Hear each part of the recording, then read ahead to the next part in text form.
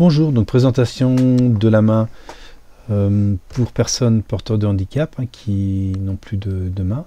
Donc la main, la voici. Celle-ci, elle a un servomoteur, c'est celle de l'an passé. Donc ici, à l'intérieur, vous avez un servomoteur et puis vous avez la carte électronique à ce niveau-là. Donc cette année, donc la carte électronique, la voici. Donc on a une partie alimentation. Et puis une partie gestion par deux microcontrôleurs qui surveillent l'alimentation et puis un autre qui gère la main dans son ensemble. Donc nous, la partie qu'on va regarder un peu plus en détail, c'est cette partie-là. Donc on a un capteur, un RR112, qui est un capteur analogique magnétique. Et donc l'intérêt, c'est en fin de compte, si on regarde un peu la vidéo ici, c'est lorsque la main est fermée, lorsque vous avez un contact, quand on vient comprimer le pouce, ou le pouce principalement ici, là. Donc si on vient le comprimer sur la surface, eh bien qu'est-ce que l'on fait? On rapproche, donc dans le pouce il y a ce capteur-là, le RR112, plus un aimant, et on vient comprimer la pulpe du doigt, et donc rapprocher l'aimant du capteur magnétique, et donc on a une tension qui évolue, qui augmente plus l'aimant se rapproche. Donc là, on peut pas simuler ce capteur là, mais en fin de compte on peut le simuler avec un potentiomètre ici. Donc en fin de compte on simule le fonctionnement. Donc quand on augmente la tension, c'est comme si on rapprochait l'aimant. Donc là, ce câblage là, il est propre à la datasheet du RR112. Et puis qu'est-ce qu'on va faire? Eh bien on va faire une conversion analogique numérique sur l'entrée 4 à N4 qui est ici à N4 pression. Donc on l'a appelé pression parce que c'est pression du doigt en fin de compte. Donc conversion analogique numérique. Et puis pour le test, eh bien on a deux LED. Donc on va afficher 0 0 1 0 1 1. Voilà, on va afficher 4 niveaux. Et puis on a la LED bleue qui indique que le pic est vivant, qui fonctionne. Voilà. Donc là on a le pic kit pour programmer le microcontrôleur. Donc on le programme avec pic kit 3. Là vous avez le master clear, donc on a un RAZ extérieur. Et puis on voit par contre qu'on n'a pas de quartz, donc on utilise oscillateur interne. Donc là au niveau des paramètres de compilation, déjà on est à 1 MHz au niveau fonctionnement, on a un oscillateur interne, et le master clear est validé, parce qu'on a un master clear extérieur. Donc voilà le programme, il est assez court, voilà. Donc au début on a un mode test, donc là si on regarde la simulation, qu'est-ce qu'il nous donne? Donc on va regarder un petit peu comment en simulation ce que ça donne avant de regarder le programme. Donc on voit qu'on allume une à une les LED pour vérifier qu'elles fonctionnent dans un premier temps.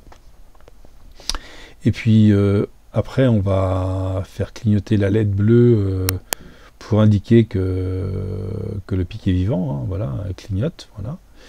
Et puis en fin de compte, on réalise on vient prendre la tension d'entrée, donc là on a 0,49 volts, on va faire un zoom, et puis on va afficher va afficher en fonction de ce qu'on a sur le capteur, on va afficher les tasses sur les LED orange et vertes qu'on a ici. Voilà, donc là on affiche un niveau logique 1 ici. Après on va afficher sur la orange sûrement. Voilà.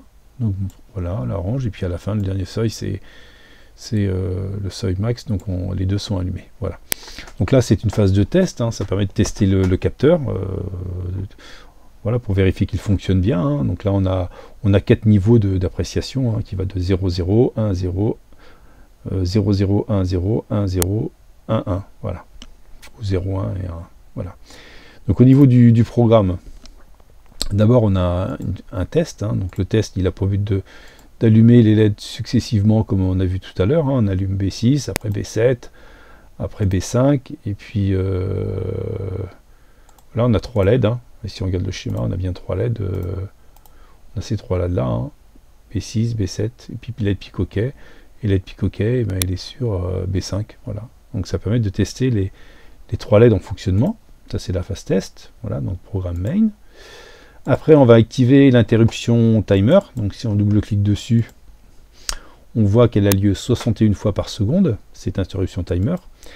Et donc qu'est-ce qu'on va faire? On va lancer la macro LED pic OK.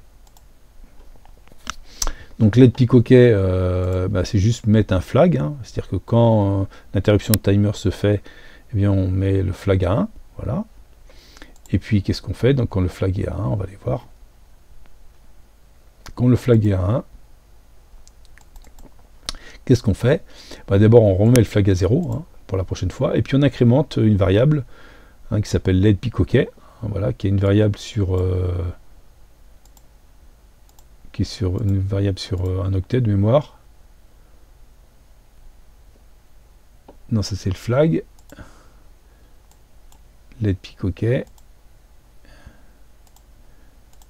c'est une variable qui va être 0,255. Donc nous on va aller jusqu'à 60 au grand maximum. On voit que quand on est rendu à 5, on allume la LED, hein, B5. Donc la LED B5, eh bien c'est celle-ci, hein, c'est D3. Hein, si on regarde bien, hein. B5 c'est LED peak OK, et LED peak OK c'est D3, donc on l'allume, et puis on l'allume, et puis alors on fait une pause de 300 millisecondes, ça c'est pour la simulation, hein, pour lorsqu'on visualise, mais par contre en réalité on ne le fera pas dans le programme, c'est juste pour le voir sous Proteus, voir qu'elle s'allume bien. Donc après il faudra supprimer ces 300 millisecondes, parce qu'on arrête le programme pendant 300 millisecondes, ce qui n'est pas une paille, hein, mais là c'est pour bien le voir sous Proteus, uniquement. Donc là on l'allume, et puis après lorsqu'on a 10 on l'éteint, et puis on remet la variable à 0. Donc ça veut dire que si l'interruption est jouée 60 fois par seconde, et que au bout de 15, au bout de 5 j'allume, et au bout de 10 j'éteins, grosso modo on a 15, donc ça veut dire qu'elle va clignoter 4 fois par seconde, hein, au niveau du fonctionnement. Alors, ce qu'on n'a pas tout à fait ici, hein, parce que de toute façon là vous voyez, voilà, on va assez lentement, hein. Donc là on va arrêter pour la simulation. Voilà, et après qu'est-ce que l'on fait? Eh bien on va récupérer l'entrée analogique. Alors ce qui serait intéressant de voir, c'est de voir la console 2D, si j'ai mis, voilà. Donc là l'entrée analogique, donc là c'est l'entrée analogique, si je vais voir, c'est AN4 de mémoire, AN4, voilà, pression. Donc AN4, donc là on en a plusieurs, éditer, ça c'est AN1,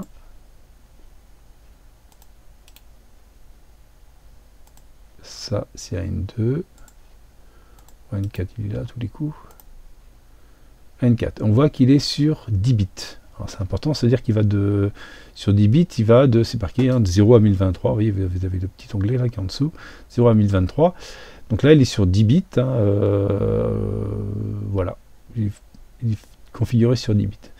Donc c'est à dire que si c'est inférieur, donc 10 bits, hein, sur 1023 ça fait 5 volts. Donc c'est à dire que quand on a 889, donc la différentes valeurs, hein, donc quand on est inférieur à 100 si on veut faire le calcul, donc ça fait 100 divisé par 1023 fois 5, donc 100 ça correspond à 0,48 volts. Donc si c'est inférieur à 0,48 volts, on éteint les LED. Voilà. Si c'est supérieur à 512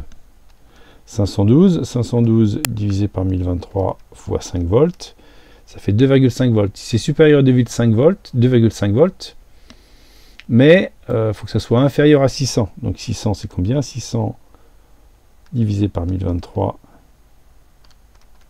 fois 5, donc ça fait 2,93. Donc si c'est supérieur à 2,5 volts mais inférieur à 2,93, hein, eh bien qu'est-ce que l'on fait?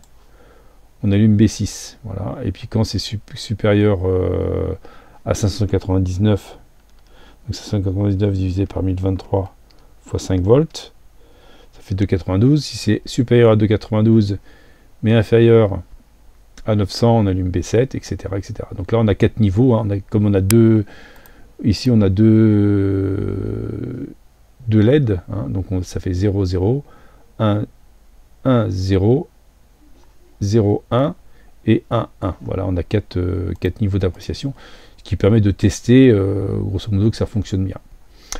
Ne pas oublier de noter les 300 millisecondes lorsque vous réaliserez la vraie programmation, hein, pour le fonctionnement. Voilà.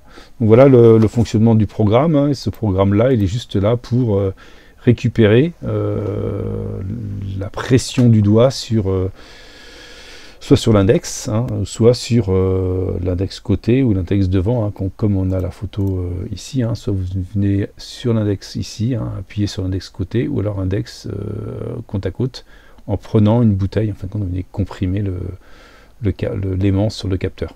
Donc il faut bien voir que l'aimant et le capteur sont dans la même pulpe, hein, sur le doigt, hein, dans un doigt.